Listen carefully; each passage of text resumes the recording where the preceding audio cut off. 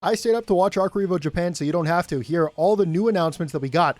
First of all, we know the patch is coming December 15th. We got 3 major things coming in the patch. Number 1, obviously the balance patch. Number 2, some network mode updates. And number 3, crossplay implementation. Let's begin with the balance patch. And it looks like for balance direction, they want to buff low tiers rather than nerf the high tiers. So if you were expecting Happy Chaos or Nago to get changed, I wouldn't count on it for this patch.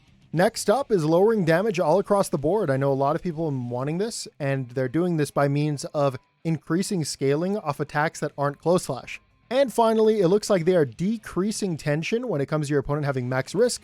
If you didn't know, that's how it worked. If your opponent had max risk and you force them to block continuously, you would gain more tension, and this would enable a lot of these positive bonus pseudo infinites that you would see. Looks like they're taken out of the game.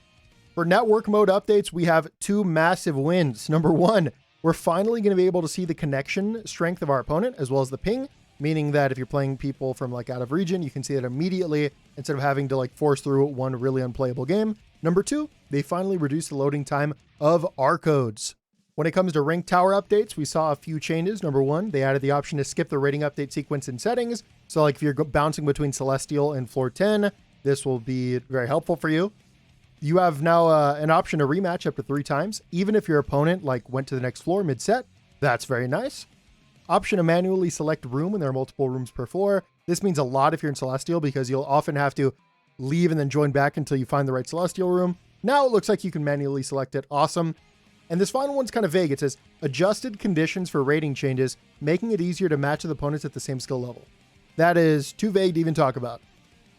And finally, we're getting crossplay implementation, and the game is also coming to Xbox and Xbox Game Pass. But the news didn't end there. After the entire presentation, they ended with this teaser trailer for the next DLC character.